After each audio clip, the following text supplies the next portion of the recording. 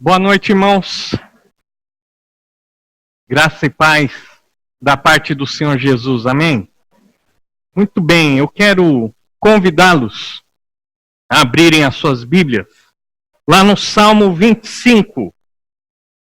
E nós vamos encerrar nessa noite a nossa série de exposições neste Salmo. Durante todo esse mês, nós estamos estudando todos os versículos do Salmo 25. E hoje nós vamos especificamente estudar dos versículos de 15 a 22. E vamos falar sobre a plena confiança em Deus. Então acompanhe comigo, por favor, a leitura dos versículos de 15 a 22. E a palavra de Deus nos diz o seguinte: os meus olhos estão sempre voltados para o Senhor, pois só Ele tira os meus pés da armadilha. Volta-te para mim e tem misericórdia de mim, pois estou só e aflito. As angústias do meu coração se multiplicaram. Liberta-me da minha aflição. Olha para a minha tribulação e o meu sofrimento e perdoa todos os meus pecados. Vê como aumentaram os meus inimigos e com que fúria me odeiam. Guarda a minha vida e livra-me. Não me deixes decepcionado, pois eu me refugio em ti. Que a integridade e a retidão me protejam, porque a minha esperança está em ti. Ó Deus, liberta Israel de todas as suas aflições. Abaixe sua cabeça mais uma vez, feche seus olhos, vamos orar. Amado Deus e Pai, diante da Tua palavra, pedimos que o Teu Santo Espírito nos ensine nessa noite e que todos nós aqui possamos sair daqui confiando ainda mais no Senhor, o Deus que não nos decepciona. Pedimos isso a Deus, em nome de Jesus. Amém.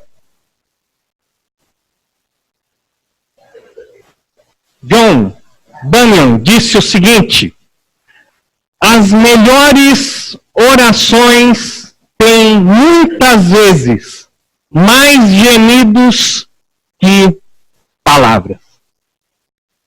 As melhores orações têm, muitas vezes, mais gemidos que palavras.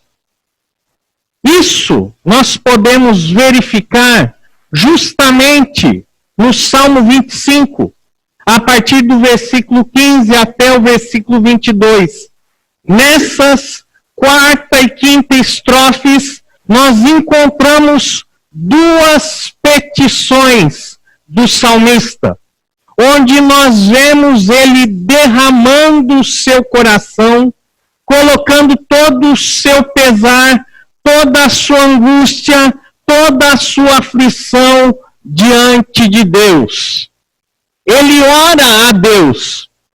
Ele pede que Deus tenha misericórdia de sua vida. Ele tem essa expectativa de que Deus, de fato, irá ouvir a sua oração e irá atender ao seu clamor. Ele pede pela sua própria vida e depois ele também estende esse pedido para toda a nação de Israel. Nós vemos que o salmista, ele demonstra de uma maneira muito clara a sua confiança no Senhor. Ele disse anteriormente que Deus é bom. E nós aprendemos sobre a bondade de Deus. O salmista também disse que Deus é o seu guia, aquele que o conduz, aquele que lhe mostra o caminho, aquele que de fato vai à frente e o acompanha durante toda a sua vida. Nós vimos também na semana passada que Deus, além de ser bom, além dele ser esse guia presente, ele também é o nosso amigo. E por isso ele confia os seus segredos àqueles que o temem. Ele não apenas compartilha esses segredos, esses planos, esses conselhos, como ele também ensina a sua aliança a todos aqueles que nele confiam. Uma vez que Deus é bom, uma vez que Deus é o nosso guia pessoal, uma vez que Deus também é nosso amigo, o salmista então tem toda a coragem, toda a confiança de colocar diante de Deus a sua petição. Nós aprendemos aqui nos versículos de 15 a 16, acompanhe comigo a leitura desses versículos. Os meus olhos estão sempre voltados para o Senhor, pois só Ele tira os meus pés da armadilha. Versículo 16 diz assim: volta-te para mim e tem misericórdia de mim, pois estou só e aflito.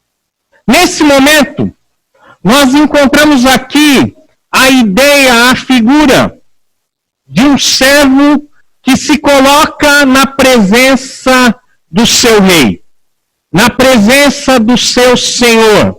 E ali, diante de uma audiência, diante desse rei, diante desse senhor, aquele servo fica com os seus olhos fixos no Senhor, para ver qual é a reação desse Senhor, para ver se esse Senhor de fato vai se voltar para o servo, vai dar a atenção às palavras daquele servo, vai ouvir o pedido daquele servo e vai agraciá-lo respondendo a esse pedido. Por isso, então, o salmista diz: olha, os meus olhos estão sempre voltados para o Senhor, pois só Ele tira os meus pés da armadilha. A ideia aqui de tirar os pés da armadilha é a ideia do livramento. Não apenas de uma situação real, objetiva, de um perigo objetivo, mas também o livramento de uma aflição psicológica. Então o salmista ele se volta para Deus e espera que Deus lhe livre das situações reais de perigo e também do medo que ele sente nesse momento. O salmista reconhece que os seus pés estão travados. Ele reconhece que ele não consegue sozinho se mover. E por isso ele depende plenamente do Senhor para aquela situação. Uma vez que ele está com os olhos postos em Deus, agora o salmista pede que o Senhor se volte para ele. E não apenas que ele se volte para ele, mas que Deus, como Senhor, como grande rei, demonstre da sua misericórdia, uma vez que aquele servo declara que está só e aflito. A ideia de estar só. É a ideia de que realmente ele se encontrava em plena solidão. Ele não tinha com quem contar. Ele estava realmente sem poder contar com a ajuda de nenhuma outra pessoa. E por isso ele se volta para o Senhor. O salmista também diz aqui que ele está aflito. E essa palavra, aflição aqui no texto, justamente descreve todas aquelas pessoas que se encontram numa situação de opressão, que estão sofrendo na vida, na mão de outras pessoas. Uma vez que o salmista se sente assim, uma vez que de fato ele se encontra sozinho, uma vez que ele percebe que se encontra numa situação de opressão, onde as pessoas de fato estão buscando o seu mal, ele se volta para o Senhor, pede a ajuda do Senhor, pede que o Senhor volte-se para ele. E nós sabemos aqui que uma vez que o salmista faz esse pedido, nós também podemos contar com essa promessa maravilhosa de que Deus de fato se volta para todos aqueles que se voltam para Ele. Se você de fato na sua vida fixar os seus olhos em Deus e pedir a sua ajuda, Deus, dentro da sua misericórdia, dentro da sua compaixão, Ele irá olhar para a nossa situação e irá se compadecer da nossa dor. O Salmo 140, versículo 12, diz assim: sei que o Senhor defenderá a causa do necessitado e fará justiça aos pobres.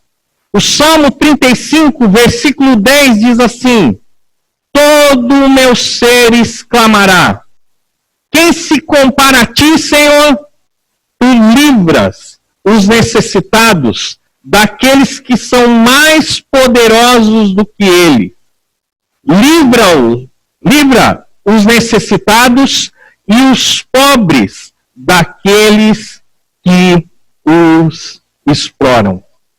O salmista aqui, ele se identifica com essa pessoa necessitada, pobre, que não tem nenhum recurso próprio, que não tem condições nenhuma e que precisa totalmente do favor e da compaixão do Senhor. Uma vez que o salmista se volta para Deus e tem a certeza de que Deus se voltará para ele, ele então faz a sua súplica. Versículos de 17 a 18, acompanhe comigo a leitura. As angústias do meu coração se multiplicaram. Liberta-me da minha aflição. Olha para a minha tribulação e o meu sofrimento e perdoa todos os meus pecados. E aqui nós podemos tirar um segundo princípio. O princípio que nos diz que Deus vê o nosso sofrimento interior, aquele sofrimento que muitas vezes é desconhecido das demais pessoas, mas que Deus conhece bem. Deus vê o nosso sofrimento e Ele também perdoa todos os nossos pecados. Essas angústias que o salmista se refere são justamente esses sentimentos internos, sentimentos que provêm do coração e que são consequências da situação difícil que ele se encontra. O salmista, ele sofre porque sabe que de alguma maneira pecou contra o Senhor. E aquilo que lhe é mais caro, a comunhão com esse Deus, que é bom, que é o nosso guia, que é o nosso amigo, foi interrompida. Ele sofre também porque uma vez que ele não está em comunhão com Deus, os seus inimigos, vendo essa situação, se aproveitaram para atacá-lo. O salmista, ele pede então, agora que Deus o livre da sua aflição. Ele sabe que somente Deus pode livrá-lo dessa adversidade. E é esse Deus que pode ajudá-lo que ele faz o seu clamor. Olha para a minha tribulação e o meu sofrimento. Significa nada mais, nada menos que um pedido para que Deus se mostre favorável à sua causa, à sua situação. Da mesma forma que Deus olhou para a situação do povo de Israel no tempo de escravidão no Egito e os libertou, o salmista tem a mesma confiança de que esse Deus que viu a aflição do povo de Israel no Egito também verá a sua aflição pessoal. Ele tem a expectativa de que, da mesma maneira que Deus libertou o povo de Israel da opressão do Egito, Deus também o livrará da opressão dos seus inimigos. Números, capítulo 14, versículo 18. A primeira parte nos diz o seguinte: o Senhor é muito paciente e grande em fidelidade. Ele perdoa a iniquidade e a rebelião. Abre a sua Bíblia em Miqueias, capítulo 7, versículos 18 e 19. Miqueias, capítulo 7, 18 a 19. Veja o que a palavra de Deus nos diz. Quem é comparável a ti, ó Deus, que perdoas o pecado e esquece a transgressão do remanescente da tua herança? Tu não permaneces irado para sempre, mas tem prazer em mostrar amor. De novo terás compaixão de nós. Pisarás as nossas maldades e atirarás todos os nossos pecados nas profundezas do mar. Essa é a confiança que o salmista demonstra. Conhecendo a Deus, conhecendo o caráter de Deus, conhecendo um dos seus mais preciosos atributos, o salmista pede perdão pelo seu pecado, porque ele sabe que Deus é um Deus de perdão. Abra a sua Bíblia agora no Salmo 32, versículo 1. Veja o que a palavra de Deus nos diz. Como é feliz aquele que tem suas transgressões perdoadas e seus pecados apagados. Talvez muitos de nós aqui não somos capazes de demonstrar, de reconhecer o verdadeiro perdão de Deus. Porque no fundo, nós não nos sentimos tão pecadores assim. Talvez o fato, porque não valorizamos tanto a confissão dos nossos pecados, o pedido de perdão por todos os nossos pecados, é no fundo, porque nós não nos consideramos tão pecadores assim. Talvez o fato de não valorizarmos o perdão de Deus em nossas vidas e de não pedirmos esse perdão também se dá ao fato de não reconhecermos o quanto os nossos pecados agridem, ofendem a santidade de Deus. Se nós não nos sentimos tão pecadores assim, nós não vamos valorizar o perdão de Deus. Se nós, de fato, não reconhecemos o quanto o nosso pecado ofende a Deus, nós não seremos capazes de lhe pedir perdão. Não é assim com o salmista. Não é assim que nós vemos no Salmo 25. O que nós vemos é um servo que se coloca numa posição de humildade, de dependência, que levanta os seus olhos para o trono glorioso de Deus, não com um olhar altivo, mas com um olhar esperançoso, um olhar de confiança, de que irá receber o perdão de Deus para todos os seus pecados. É por tal bem-aventurança que o salmista anseia. E sabe também que somente Deus pode concedê-la. A palavra de Deus também nos diz aqui, no Salmo 25, que Deus apenas não vê o nosso sofrimento, mas Ele vê também a nossa conduta e nos protege de todos os perigos.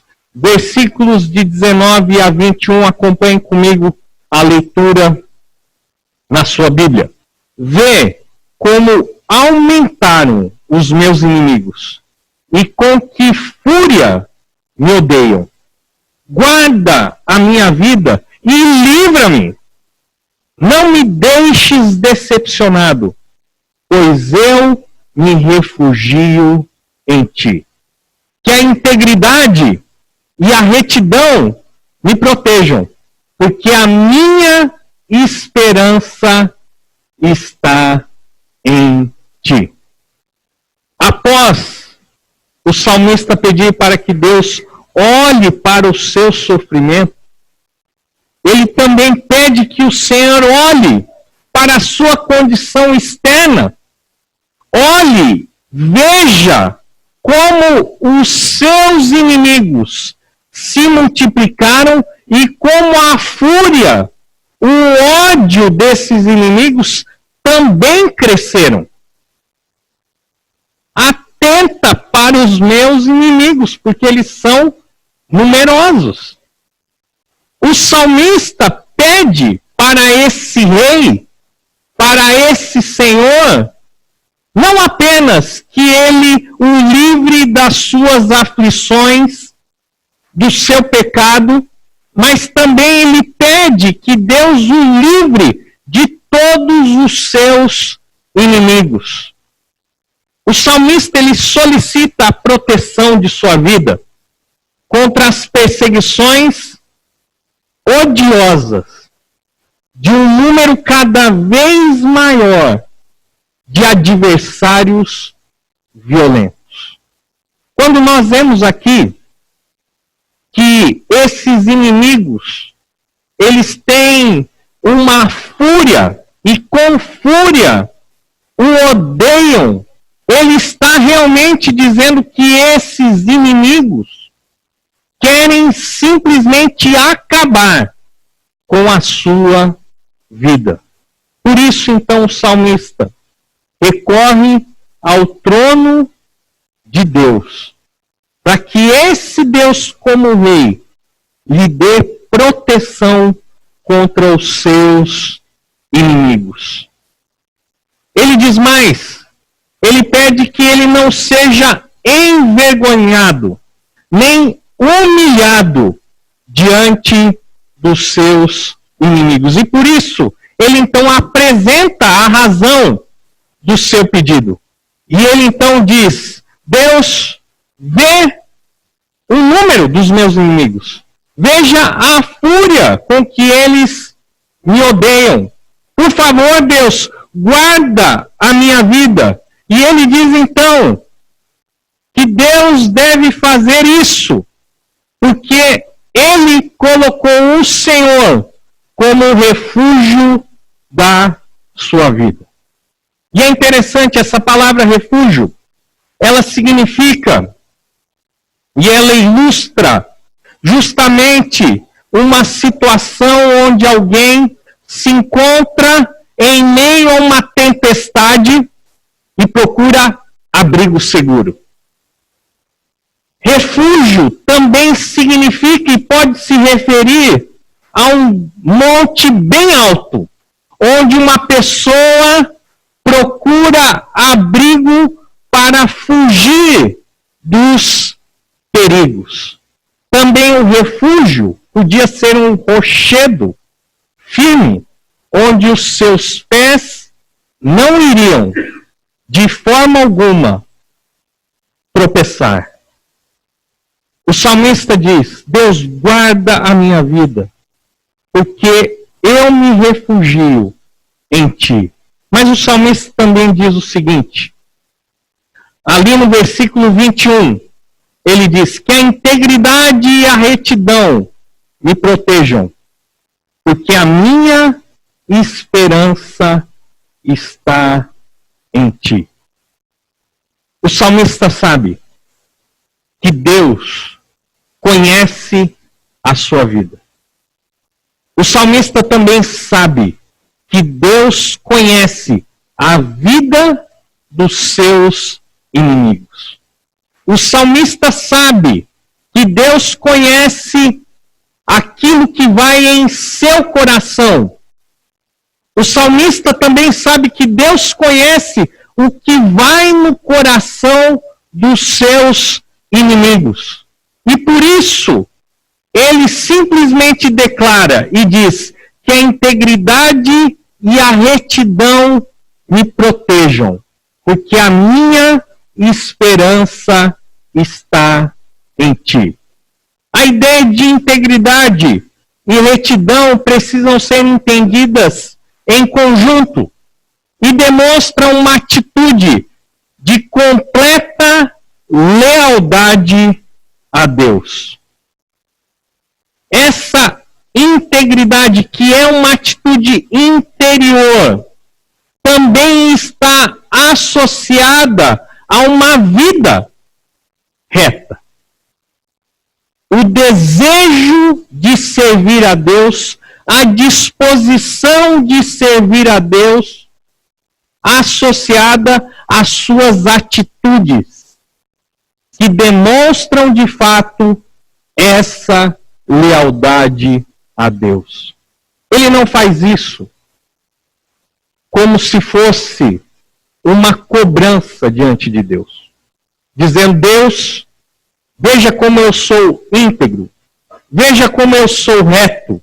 Por isso, Deus, essa minha integridade, essa minha retidão é que irão me proteger. De forma alguma. O que o salmista faz aqui nada mais é do que uma declaração de lealdade ao Senhor. Que a minha integridade e a minha retidão me protejam.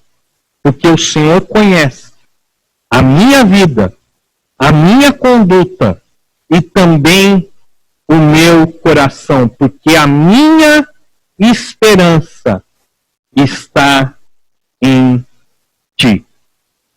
Essa ideia de esperar é a ideia de você criar uma expectativa confiante de que Deus irá lhe responder. Deus também vê a nossa conduta. Ele não vê apenas o nosso sofrimento, mas ele também olha o desejo. Ele olha as nossas atitudes e ele sabe se nós somos ou não leais a ele. E uma vez que Deus sabe que esse é o desejo do salmista, que essa é a sua conduta, ele tem a certeza absoluta de que Deus irá preservar a sua vida diante desses inimigos. Essa foi a primeira petição do salmista. Olha para os meus sofrimentos. Olha para os meus inimigos. Mas olha também para a minha conduta e me protege. E no versículo 22, ele faz a sua segunda petição. E essa segunda petição nós vemos o seguinte, versículo 22. Ó Deus, liberta Israel de todas as suas aflições. Muitas pessoas têm dificuldade de entender uma mudança tão brusca no texto. Ele está fazendo um pedido pessoal, ele está pedindo que Deus o livre das suas aflições, ele está pedindo que Deus proteja a sua vida, e ele termina orando pelo povo de Israel. É possível que essa petição pelo povo de Israel seja simplesmente uma reflexão que o próprio salmista fez da sua vida e da vida do povo de Deus. E nessa reflexão, ele reconhece que ele não é a única pessoa que sofre nesse mundo, mas que também todo o povo de Israel também se encontra em meio a essas aflições, essas angústias. E que também o povo de Israel, assim como ele, necessita da libertação do Senhor. Nós nunca devemos nos tornar tão imersos em nossos próprios problemas, a ponto de esquecermos as necessidades das outras pessoas que estão sofrendo. Não é verdade? Como é fácil nós ficarmos imersos nos nossos problemas, nas nossas dificuldades, nas nossas aflições, e nos esquecemos que as outras pessoas também têm necessidades, também estão sofrendo.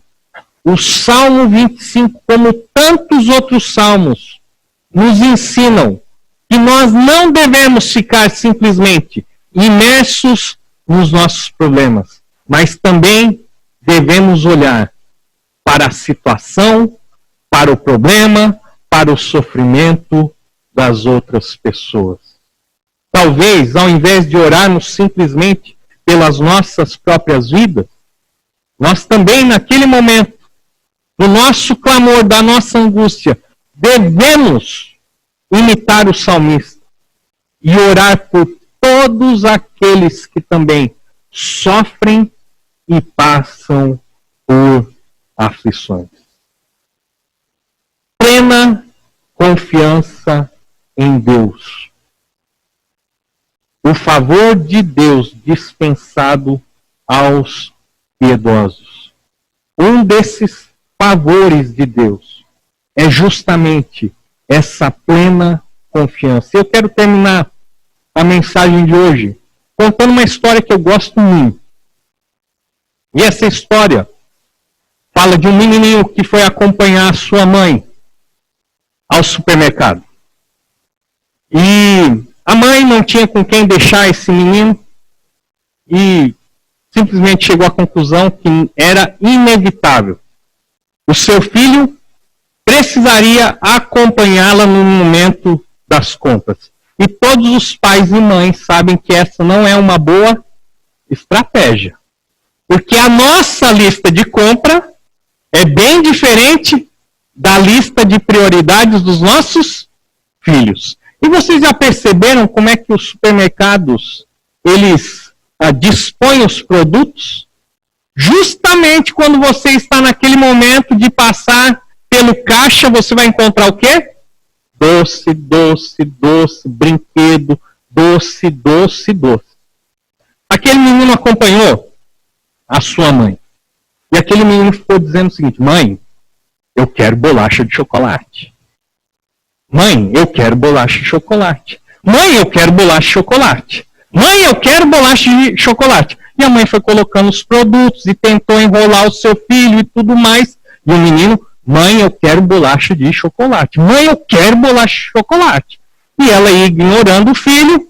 E quanto mais aquele menino percebia que a mãe o ignorava, mais ele começava a gritar: mãe, eu quero bolacha de chocolate, eu quero bolacha de chocolate, eu quero bolacha de chocolate. Começou a gritar no meio do supermercado: mãe, eu quero bolacha de chocolate. A mãe então ficou enfurecida e disse: olha, você cala a boca, fica quieto, você não vai ganhar bolacha de chocolate hoje. E se você continuar fazendo esse escândalo, você vai apanhar na frente de todo mundo. Naquele momento, então, aquele menino de 4 anos engoliu as palavras e pensou: mãe, eu quero bolacha de chocolate agora. Agora você vai apanhar. No momento que a mãe disse isso, aquele menino começou a orar e disse o seguinte: Deus, por favor, eu quero bolacha de chocolate. Em nome de Jesus, eu quero uma bolacha de chocolate. A mãe ficou envergonhada.